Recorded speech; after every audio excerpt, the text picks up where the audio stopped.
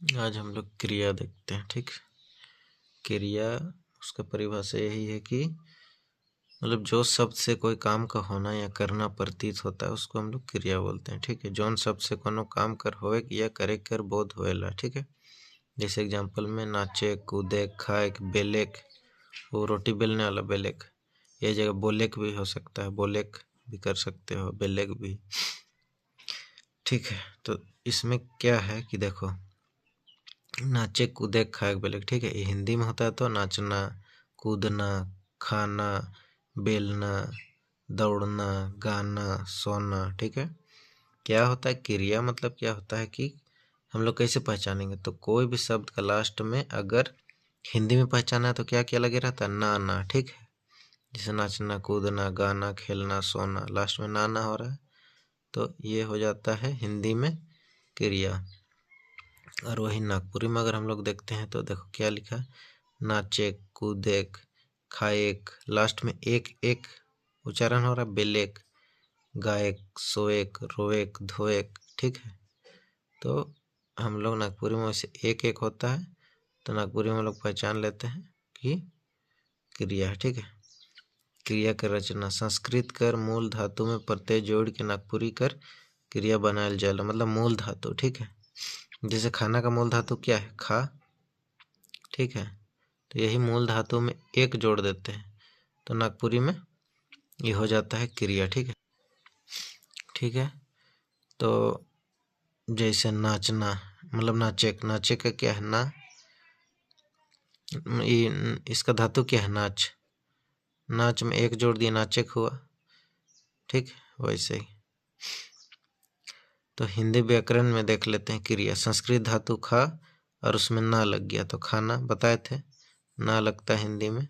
नागपुरी में क्या हो गया, नागपुरी व्याकरण में एक लग जाता है। ठीक है, जैसे खा है, खाना का खा धातु होता है तो एक लग गया, खाए हो गया। ठीक है, तो नागपुरी कर क्रिया कर रचना निर्माण। ठीक है, नागपुरी में जो है क्रिया का निर्माण कैसे होता है, एक तो धातु रहे या संज्ञा, सर्वनाम या विशेषण में प्रत्यय जोड़ के क्रिया बनता है। ठीक है, जैसे अभी तो बताएं, खाना का खा धातु है, गाना का गा धातु है।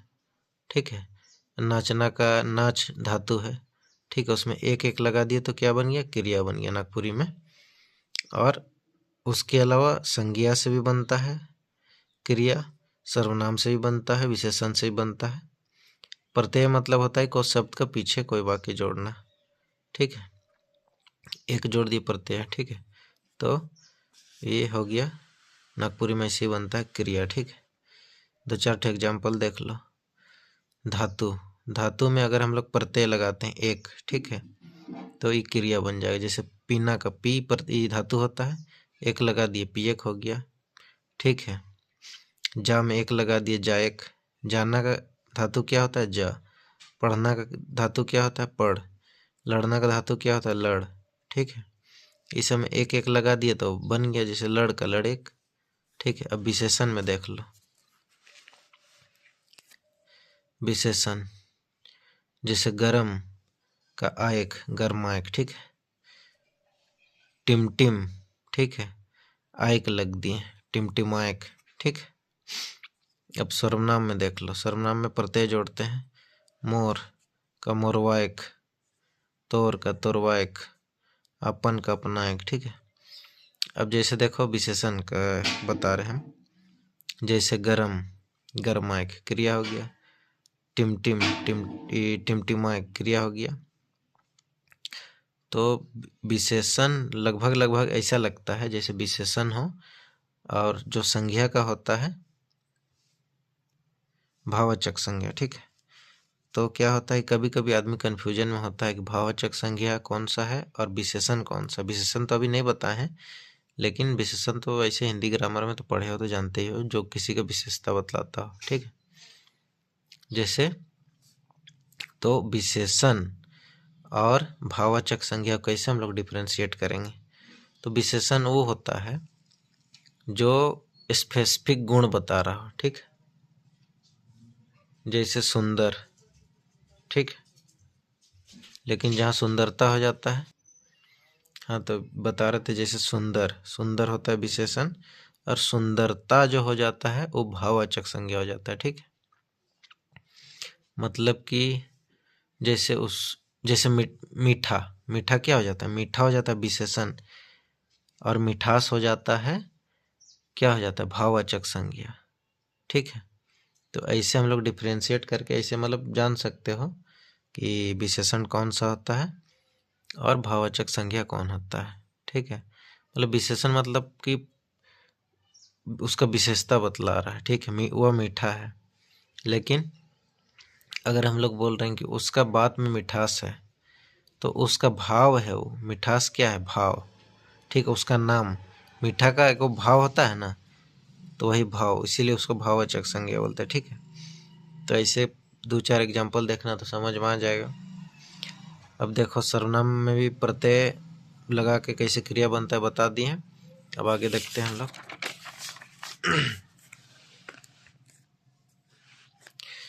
अब देखते हैं क्रिया कर भेद। ठीक है, अगर हम लोग रचना कर्म, देखो रचना के आधार पर देखते रचना या कर्म। ठीक है, क्वेश्चन पूछेगा रचना के आधार पर क्रिया कर कितने भेद होएला, तो क्या बोलना है, 2 प्रकार का होता है, 2 प्रकार का होता है। ठीक है, रचना के आधार पर 2 प्रकार का होता है, सकर्मक क्रिया, अकर्मक क्रिया। ठीक है, सकर्मक क्रिया 1, अकर्मक क्रिया 2। ठीक है, यही 2 प्रकार होता है।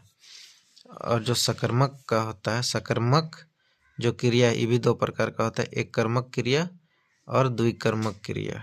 ठीक है, तो क्रिया का भेद अगर पूछेगा रचना के आधार पर तो 2 भेद होता है। ठीक है, और संरचना, देखो यहाँ रचना है, ठीक है, यहाँ रचना के आधार पर बोल रहा है, और यहाँ क्या बोल रहा है, यहाँ संरचना के आधार पर बोल रहा है। संरचना के आधार पर अगर बोलेगा तो 5 प्रकार होता है। ठीक है, क्रिया कर भेद संरचना के आधार पर कितने होएला बोलेगा तो 5 प्रकार, लेकिन वहीं रचना के आधार पर बोलेगा तो 2। ध्यान रखना रचना और संरचना में। ठीक है, रचना के आधार पर क्या हो जाता है, सकर्मक क्रिया और अकर्मक क्रिया, और संरचना के आधार पर क्या होता है, संरचना के आधार पर देखो प्रेरणार्थक क्रिया, संयुक्त क्रिया, सहायक क्रिया, नाम धातु क्रिया और पूर्वकालिक क्रिया। ठीक है, इस सब तो इसका भेद होता है बता दिए। अब हम लोग देखते हैं एक एक करके कि क्रिया रचना के आधार पर 2 भेद होता है, सकर्मक क्रिया और अकर्मक क्रिया। ठीक है, तो सकर्मक क्रिया किसको बोलते हैं वो देख लेते हैं हम लोग। सकर्मक क्रिया जिसमें का कर, जैसे का कर ले, के कर ले, के कर, ये सब क्वेश्चन अगर उसमें निकलेगा, अगर क्वेश्चन पूछोगे तो हम बताएंगे अभी कैसे। तो सकर्मक क्रिया उसको बोलते हैं ना जिसमें जो हम लोग क्रिया कर रहे हैं उसका प्रभाव किसका ऊपर पड़ रहा है वो दिखाता हो, उसको सकर्मक क्रिया बोलते हैं।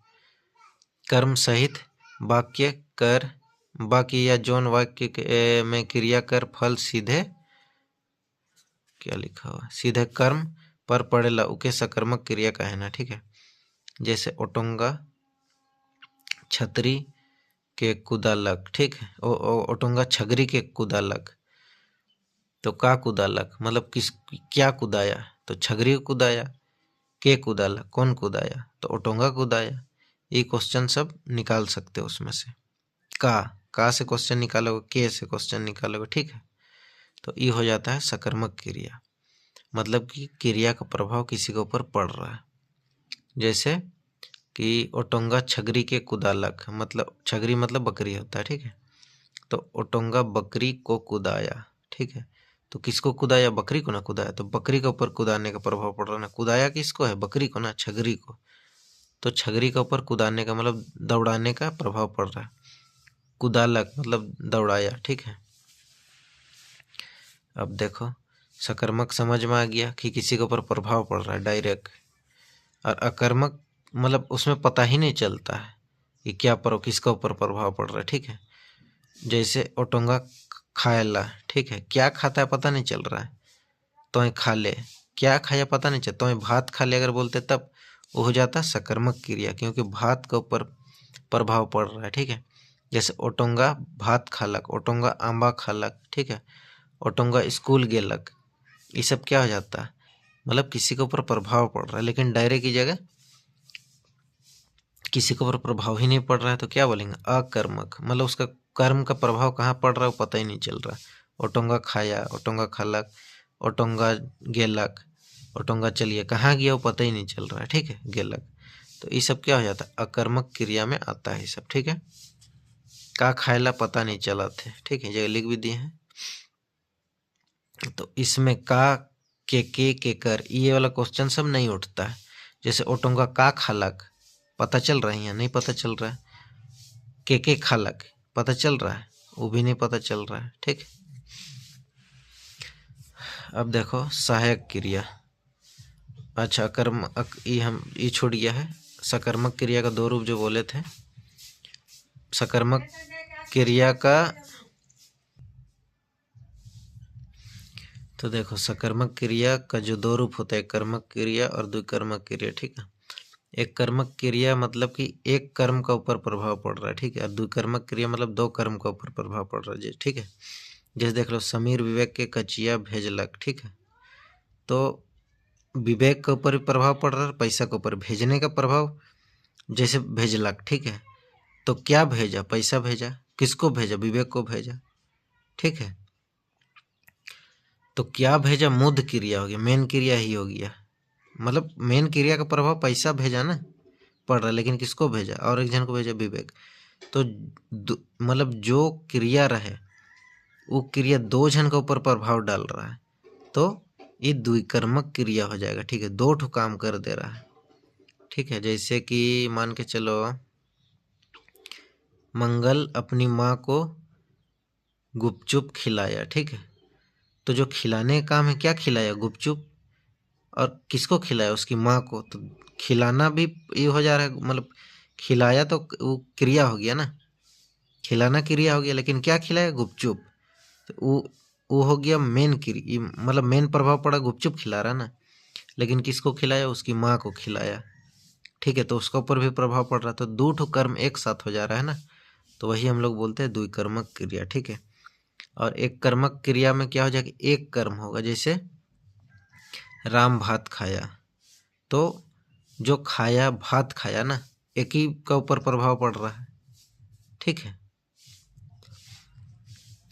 तो वैसे ही समझ में आ गया होगा, एक कर्मक क्रिया, द्विकर्मक क्रिया, दो ठो काम हो जाता है, और द्विकर्मक एक ठो काम होता है, एक कर्मक क्रिया, ठीक है।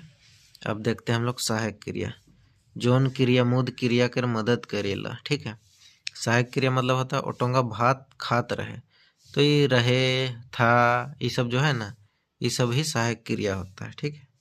जो क्रिया का, जैसे इस जगह ओटोंगा भात खात, कोई मतलब निकला, नहीं निकला, तो सहायक क्रिया में लगाते हैं, भात खात रहे, भात खाए रहे, ये सब रहे सब जो है, या था, ये सब जो है, ये सब सहायक क्रिया होता है। तो आगे देखते हैं, समझ में आ गया होगा तो ना।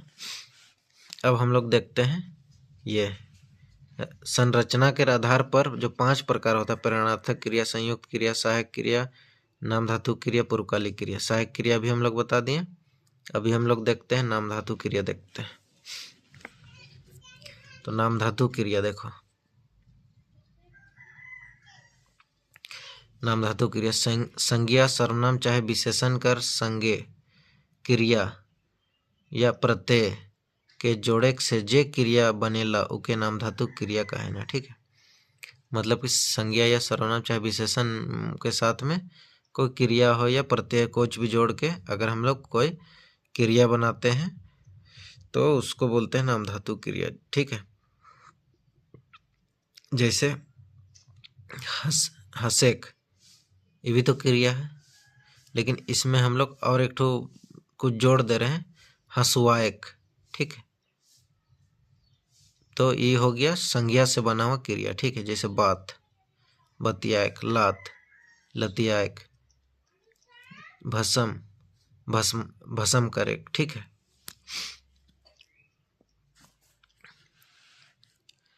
अब देखो सर्वनाम से बनल, ठीक है। जैसे सर्वनाम क्या होता है, संज्ञा के बदले जो आता है, अपन, अपनाएक, मोर से मोरवाएक, तोर से तोरवाएक, ठीक है। वाइक एक एक लगा दिए हैं, वाइक वाइक, ठीक है। अब विशेषण से बनल नाम धातु क्रिया, गरम गरमायक, लालच का ललचायक, शेराल से शेरवायक, ठीक है। जैसे इसमें तो अगर क्वेश्चन पूछ देता है कि ये किकर से बनल क्रिया है, ठीक है, तो क्या हो जाएगा, विशेषण से बनल क्रिया है, तो गरम जो है विशेषण ना है, तो गरमायक विशेषण से बना क्रिया हुआ है, तो ये देख के पहचान सकते हो, ये सर्वनाम से बना हुआ है, ये संज्ञा से बना हुआ है। तो जो सर्वनाम संज्ञा और विशेषण से बनता है बना हुआ क्रिया को नाम धातु क्रिया बोलते हैं, ठीक है। ध्यान रखना कि कौन संज्ञा से बना है, कौन सर्वनाम से बना है, कौन विशेषण से बना है, ठीक है। अब जैसे प्रेरणार्थक क्रिया, ये दो प्रकार का होता है। जे क्रिया में कर्ता स्वयं काम नहीं कर के कोनो दूसर से काम करे के लिए प्रेरित करे लो के प्रेरणार्थक क्रिया बोलते हैं। प्रेरणार्थक क्रिया मतलब कि जो काम स्वयं नहीं करता है, कोई दूसरा से करवाता है, ठीक है, तो उसको हम लोग प्रेरणार्थक क्रिया बोलते हैं। प्रथम प्रेरणार्थक क्रिया, द्वितीय प्रेरणार्थक क्रिया, ठीक है। पहला जो प्रेरणार्थक क्रिया होता है इसमें खुद का भागीदारी होता है, भागीदारी, ठीक है। और द्वितीय जो प्रेरणार्थक क्रिया होता है उसमें मतलब खुद का भागीदारी सीधा सीधा नहीं होता है, ठीक है। जैसे बताते हैं, जैसे लिखायक सुनायक, ठीक है, लेकिन द्वितीय प्रेरणार्थक क्रिया में क्या हो जाएगा, लिखवायक सुनवायक, ठीक है। ये लिखायक मतलब खुद लिखवा रहा है, ठीक है, लिखायक वो सामने में रह के लिखा रहा है। लिखवायक मतलब वो लिखवा रहा है, ठीक है। जैसे मान के चलो राम छवा मन के गाना सुना थे, ठीक है, गाना सुना थे, तो ये खुद सुना रहा है ना, तो ये क्या हो जा रहा है कि प्रथम प्रेरणार्थक क्रिया का एग्जाम्पल हो जा रहा है। और द्वितीय प्रेरणार्थक क्रिया का एग्जाम्पल में उसको क्या बोलेगा, राम छवा मन के गाना सुनवा थे, मतलब किसी का सुनवा रहा हो, ठीक है। तो मतलब सीधा सीधा भागीदारी क्या हो जा रहा है, पहला वाला में सीधा भागीदारी होता है और दूसरा वाला में वो सीधा भागीदारी नहीं होता। पहला वाला में ये ध्यान रखना कि एक लगेगा, ठीक है, एक। लिखायक सुनायक गायक जायक ये सब जो हो जाएगा पहला प्रेरणार्थक क्रिया में हो जाएगा, और द्वितीय प्रेरणार्थक क्रिया में वायक लगेगा, वाह लगता है, ठीक है, वायक वायक ऐसे लगेगा। तो ध्यान रखना, मतलब कोई भी काम प्रेरणा से करवा रहा है, ठीक है, मतलब कि अपने काम नहीं कर रहा है, उस करवा रहा है, प्रेरणा से वो करवा रहा है, ठीक है, उसी को प्रेरणार्थक क्रिया बोलते हैं। और पूर्वकालिक क्रिया, पूर्वकालिक क्रिया में क्या होता है ना, जैसे दो तीन क्रिया होता है तो सबसे पहले जो क्रिया हुए रहता है वो पूर्वकालिक क्रिया होता है। जैसे देख, मुद क्रिया से पहले होए वाला क्रिया पूर्वकालिक क्रिया कहना, मतलब मेन क्रिया से जो पहले हुआ है उसी को। जैसे कि मान के चलो ओटोंगा हणिया पी के सुत गेलक, ठीक है, ओटोंगा हणिया पी के सुत गेलक, तो सुतने से पहले कौन सा काम किया, पीने का काम किया है ना, तो ई हो जाएगा पूर्वकालिक क्रिया। और उसके बाद सुता है तो मुद क्रिया मूल क्रिया ही हो जाएगा, ठीक है। जैसे कि राम स्कूल जा के पढ़ा थे, ठीक है, तो सबसे पहले काम कौन सा हुआ, जाने का, उसके बाद पढ़ने का हुआ ना, स्कूल जाए के मतलब स्कूल पहले गया उसके बाद ना वो पढ़ा, स्कूल जाए के पढ़ा थे, तो उसके बाद जो क्रिया वो किया है मुद क्रिया हो गया, और पहले जो क्रिया करेगा वो पूर्वकालिक क्रिया हो जाएगा, ठीक है, पूर्वकालिक क्रिया। तो अभी हम लोग क्या क्या देख लिए, संरचना के आधार पर जो 5 होता है। प्रेरणार्थक क्रिया हम लोग देख लिए, प्रेरणा से जो करवाता है काम, अपने नहीं करता है, प्रेरणा से करवाता है, तो उसमें क्या हो जाएगा, प्रथम प्रेरणा क्रिया में क्या हो जाएगा, एक लगेगा ना। और जो दूसरा प्रकार का था प्रेरणार्थक क्रिया उसमें वायक वायक लगता है, ठीक है। और उसके बाद हम लोग सहायक क्रिया भी देख लिए, नाम धातु क्रिया भी देख लिए, पूर्वकालिक क्रिया भी देख ली। अब संयुक्त क्रिया हम लोग को देखना है। हाँ, ये चीज भी देख लो कि पूर्वकालिक क्रिया के साथ के जुड़ल रहे, ठीक है। तो जैसे टोंगा हणिया पी के सुत गेलक, ठीक है, तो अभी बताया था राम स्कूल जाए के पढ़लक, तो जाए के, ठीक है। तो ये गौर करना कि जो क्रिया के साथ के लग जाएगा, 2 ठो क्रिया रहेगा लेकिन के लगेगा पूर्वकालिक क्रिया के साथ। ठीक है।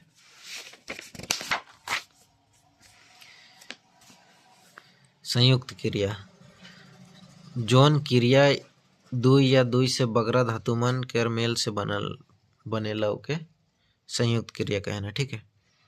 जैसे मंगरू पढ़ लिख के बड़ आदमी बनलक। ठीक है।